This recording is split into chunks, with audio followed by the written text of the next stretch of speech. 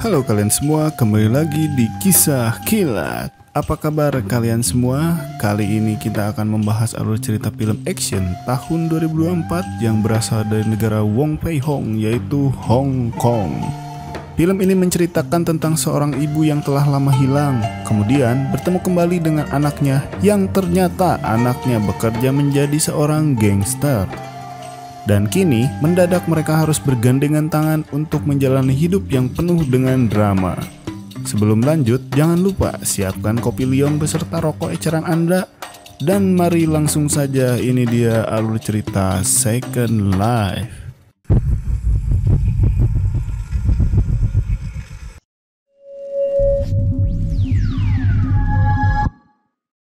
Di awal cerita diperlihatkan suasana rumah duka seorang anggota kepolisian yang telah meninggal dunia. Dan tak lama kemudian datang seorang pria polontong ke rumah duka tersebut. Orang itu merupakan penyebab kematian sang polisi. Tanpa ragu, si ketua geng itu melontarkan kata-kata kasar kepada seorang perwira polisi yang hadir. Namun tiba-tiba seorang wanita melompat dan melayangkan tendangan halilintar tepat ke leher pria polontong tersebut dan membuatnya muntah darah dan tewas di tempat. Wanita itu ternyata bernama Ce Liang. Dia adalah istri dari almarhum polisi yang datang menuntut balas dendam atas kematian suaminya. Singkat cerita, Ce Liang pun dijebloskan ke penjara dalam kondisi sedang hamil besar. Kah Hong sebagai ketua tahanan wanita terlihat sedang berjualan tisu kepada para tahanan lainnya. Tisu menjadi barang yang sangat penting di penjara karena dibutuhkan untuk keperluan sehari-hari, termasuk untuk ombeh agar tidak bau tarasi. Para tahanan wanita antri untuk membeli tisu dari Kah Hong. Namun suasana berubah tegang ketika seorang tahanan memprotes karena hanya diberi 20 lembar tisu padahal dia menginginkan satu gulungan penuh. Mendengar protes itu, Kah Hong tidak senang. Sambil berpura-pura menyerahkan tisu, ia melemparkannya ke lantai yang basah.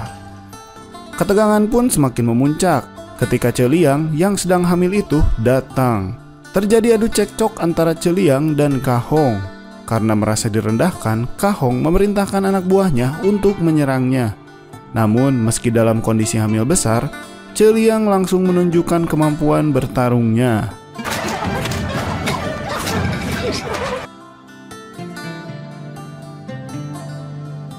Ia berhasil mengalahkan anak buah Kah Hong satu persatu. Bahkan menundukkan Kah Hong dengan mengkretek tulang belakangnya hingga Kah Hong merasa sangat kenyamanan.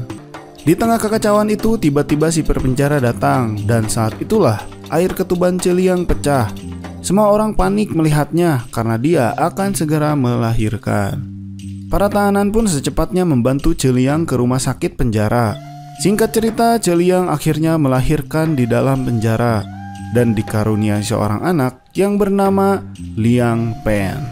Waktu pun berlalu dan cerita berpindah ke Liang Pen yang kini telah menjadi dewasa. Dan karena dia dibesarkan di panti asuhan, ia pun berganti nama menjadi Den Gui. Gui tumbuh besar menjadi seorang tukang pijat kretek. Terlihat Gui sedang memberikan layanan pijat pada seorang ketua gangster muda bernama Tuan Meng. Pria tersebut ternyata adalah putra dari ketua gangster yang dulu dibunuh oleh Ce Liang. Tanpa diketahui dari mana, sekelompok gangster datang dari kelompok lain dan ingin menyerang gangster Tuan Meng. Saat kekacauan terjadi, sebuah botol minuman dilemparkan dan tepat mendarat di kepala Gui yang membuatnya berdarah. Tidak terima dengan serangan itu, Gui pun bangkit dan memutuskan melawan para gangster tersebut sendirian. Setelah berhasil mengalahkan semua anggota gangster yang menyerang, Gui mendapatkan upah yang cukup banyak dari Tuan Meng sebagai ucapan terima kasih karena telah menyelamatkan nyawanya. Keesokan harinya, Gui diundang makan bersama para anggota gangster lainnya di rumah Tuan Meng. Dalam jamuan tersebut, Gui diperlakukan seperti seorang raja dan Tuan Meng bahkan menawarkan Gui posisi penting sebagai tangan kanannya dan diberi tugas untuk memimpin para anak buahnya. Namun tawaran ini menimbulkan rasa iri di kalangan anggota lain, terutama Mang Dudi yang merasa tersisihkan. Kemudian di malam yang sama, Mang Dudi menantang Gui untuk bertarung. Gui yang tidak ingin bertarung tanpa alasan, dan dia menawarkan untuk bertarung hanya antar ketua geng, yaitu Mang Dudi dan Gui. Mang Dudi pun setuju dan pertarungan pun berlangsung sengit di dalam sebuah wartel. Setelah pertarungan yang menegangkan, Gui keluar sebagai pemenangnya. Kemenangan ini membuat para anggota gangster lainnya kagum dan memilih Gui menjadikan ketua yang paling kuat. Keesokan harinya, Gui diajak oleh Tuan Meng untuk berfoto studio bersama para petinggi geng. Gui merasa dihormati dan mulai merasa dirinya diterima sepenuhnya. Adegan pun berganti menunjukkan Gui sedang menikmati pesta bersama anggota geng di sebuah klub malam. Dan tiba-tiba seorang pria misterius mendekat dan menyiramkan air keras tepat ke mata Gui, yang menyebabkan luka parah yang membuat matanya buta seumur hidup. Tapi usut punya usut, ternyata pria misterius tersebut adalah suruhan Tuan Meng. Tuan Meng ternyata merasa iri dan takut dengan pesona serta kemampuan Gui yang semakin diakui oleh para anggota geng. Dalam kebingungan dan ketakutannya, ia bertanya kepada anak buah setianya yaitu Jang Bin tentang apa yang telah terjadi. Jang Bin dengan berat hati memberitahu bahwa akibat serangan kemarin, Gui mengalami kebutaan permanen. Dan mendengar kabar itu, Gui terkejut dan tidak bisa menerima kenyataannya. Cerita pun berpindah. Terlihat para petinggi geng memberitahu Tuan Meng bahwa Celiang, pembunuh ayahnya, telah bebas dari penjara. Lalu mereka menyuruh Tuan Meng untuk membalas dendam terhadap Celiang. Setelah 30 tahun di penjara, Celiang akhirnya bisa menghirup udara bebas dan kembali ke kampung halamannya. Sesampainya di klinik Tongpang miliknya, Celiang yang dulunya dikenal sebagai ahli pijat langsung disambut oleh Kahong yang sebelumnya belajar pijat dari Celiang. Ketika klinik Tongpang akan ditutup, segerombolan anggota geng Tuan Meng datang menyerang klinik tersebut dan mengira Kahong adalah Celiang, dan tanpa ampun mereka memukulinya yang menyebabkan Kahong babak belur. Saat itu tiba-tiba Celiang yang baru saja muncul langsung menghabisi semua anggota geng seorang diri.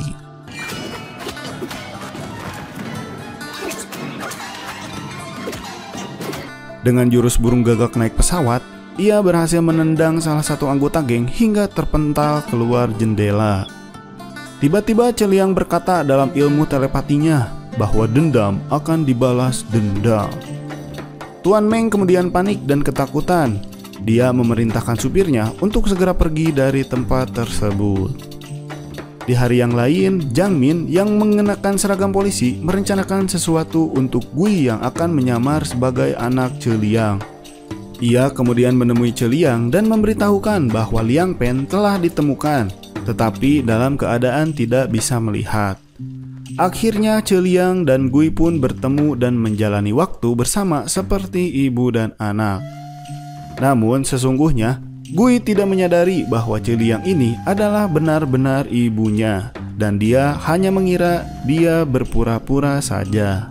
Sebaliknya, ia merencanakan untuk membunuhnya sebagai balas dendam terhadap Tuan Meng karena Celiang dianggap sebagai penyebab kematian ayah Tuan Meng.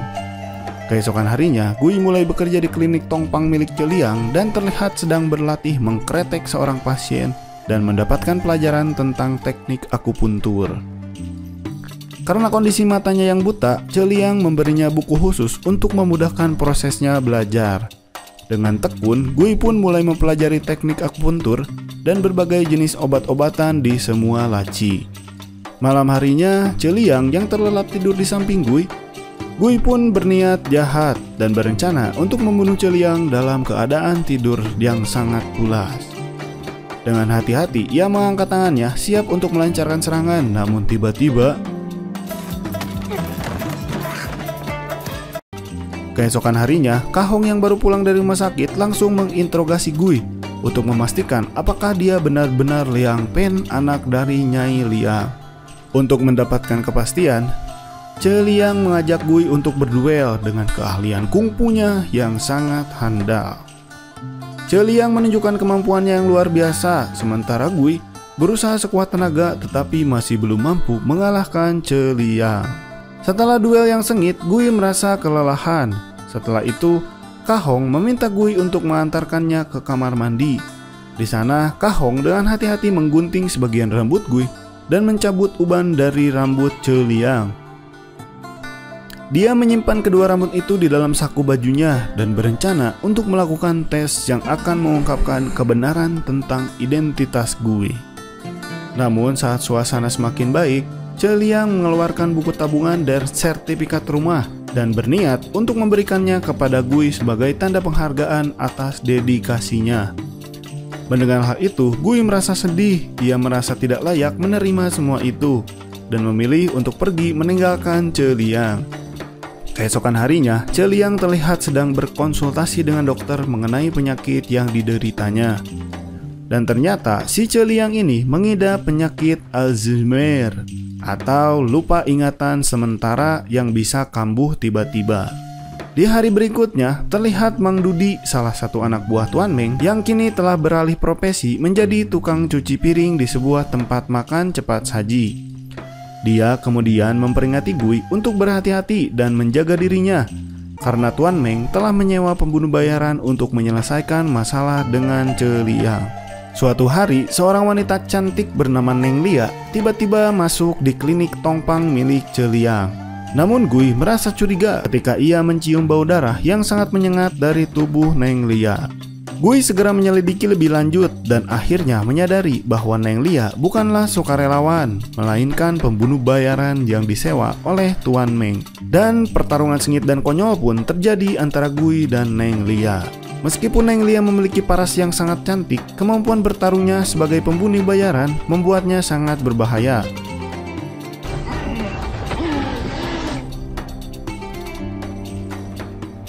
Ketika Celiang mendengar suara desahan dari kamar mandi, ia segera bergegas untuk memeriksanya. Dan dia pun terkejut ketika melihat Neng Lia sedang mencium Gui yang ternyata ciuman mematikan tersebut mengandung racun yang membuat Gui lemas dan tak berdaya. Celiang yang sudah menyadari ancaman dari Neng Lia langsung bersiap menghadapi serangan-serangannya. Sementara itu, Gui merangkak mengambil jarum untuk menusukkannya ke saraf tertentu yang dapat menetralisir racun dalam tubuhnya. Dengan cepat, racun tersebut mulai hilang dari sistem tubuhnya dan Gui pun kembali jag-jag waringkas. Namun, ketika pertarungan terhenti, seorang pria berkacamata masuk ke dalam klinik dan ternyata ia bukan pasien, melainkan pembunuh bayaran lain yang dikirim untuk membantu Neng Lia dalam membunuh Liang dan Gui. Tapi mereka pun belum mampu menumbangkan Gui dan Celiang. Si pembunuh bayaran terakhir kemudian tumbang oleh jurus totok macan yang dilancarkan oleh Celiang. Ia dan Gui segera melarikan diri dari klinik Tongpang.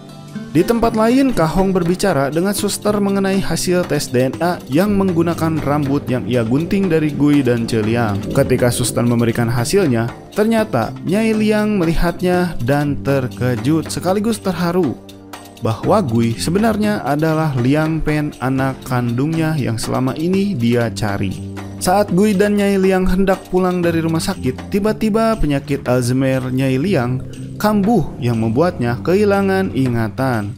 Dalam kebingungannya, Gui menerima telepon dari Tuan Meng yang secara misterius menanyakan lokasi keberadaan mereka. Sebuah mobil elf pun mendekat dan beberapa anak buah Tuan Meng turun dan menculik Celiang dan Gui. Di sana terlihat Celiang yang terbaring di karung, namun tiba-tiba Celiang langsung menyadari akan situasi yang berbahaya dan dia pun berhasil menyandra Tuan Meng.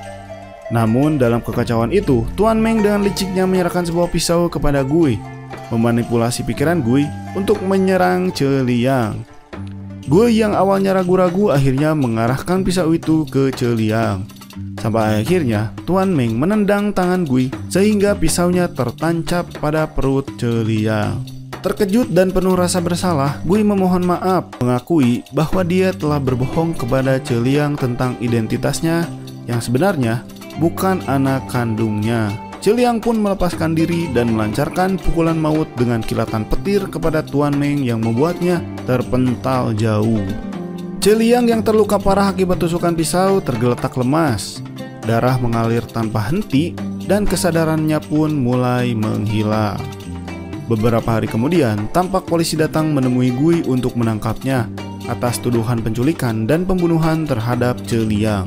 Namun saat Gui hendak ditangkap dan diborgol, tiba-tiba Celiang muncul dan membuat Gui dan para petugas polisi terkejut dan kebingungan. Meski begitu, polisi tetap bersikap tegas bahwa Gui harus dibawa ke kantor polisi untuk pemeriksaan lebih lanjut. Di tengah situasi yang tegang, Jang Bin tiba-tiba datang dan meminta para petugas polisi untuk berhenti sejenak. Disinilah Jang Bin mengungkapkan identitas aslinya. Dia ternyata adalah anggota polisi yang menyamar untuk menyelidiki kejahatan dan kasus-kasus yang melibatkan Tuan Meng. Ia juga mengungkapkan bagaimana ia berhasil menyelamatkan Celiang saat geng Tuan Meng mencoba menguburnya hidup-hidup. Dan adegan pun beralih menunjukkan Gui sedang memijat Tuan Meng di rumahnya. Gui meminta keadilan kepada Tuan Meng agar masalah ini bisa diselesaikan. Namun Tuan Meng menolak. Gui mengubah posisi tulang belakang Tuan Meng yang menyebabkan cedera di punggungnya. Merasa kesakitan, Tuan Meng segera menyuruh anak buahnya untuk menyerang Gui dan perkelahian pun tidak bisa dihindari. Gui dikepung oleh para pembunuh bayaran Tuan Meng dan meski berusaha melawan, kondisi matanya yang buta membuatnya sulit untuk bertahan. Namun Celiang yang sangat epik mengejutkan Tuan Meng dan para pembunuh bayaran lain karena ia sudah berada di lokasi. Dengan pedang legendaris dan skin epik Jilongnya, dia langsung menyerang Tuan Meng dan para pembunuh bayaran lainnya. Dalam kegelapannya, dia bergegas menyelamatkan Gui yang terbungkus plastik vakum dengan menusukkan jarum ajaib ke tubuhnya, yang membuat Gui sadar dari pingsannya. Namun tiba-tiba, para pembunuh bayaran menyerang secara bersamaan dan Nyai Liang yang terkena semprotan air aki yang membuatnya sulit untuk melihat. Ibu dan anak itu pun terpaksa bertempur dalam keadaan buta, mengandalkan insting dan strategi untuk melawan para pembunuh bayaran tersebut. Celiang bertempur dengan sangat brutal menggunakan pedang legendarisnya yang menyala.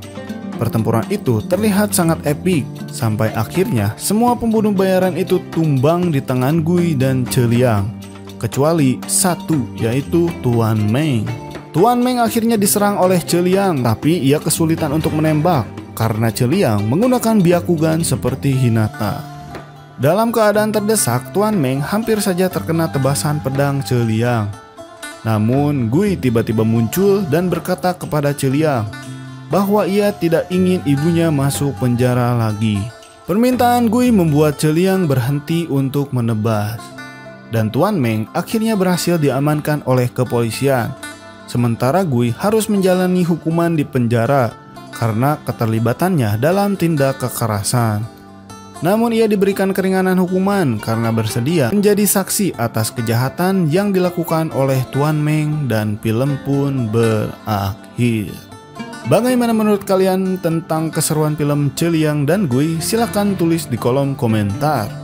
Terima kasih telah menonton video ini sampai selesai. Dukung terus Kisah Kilat dengan like, komen, dan subscribe. Akhir kata, selamat pagi, siang, sore, malam, dan sampai jumpa.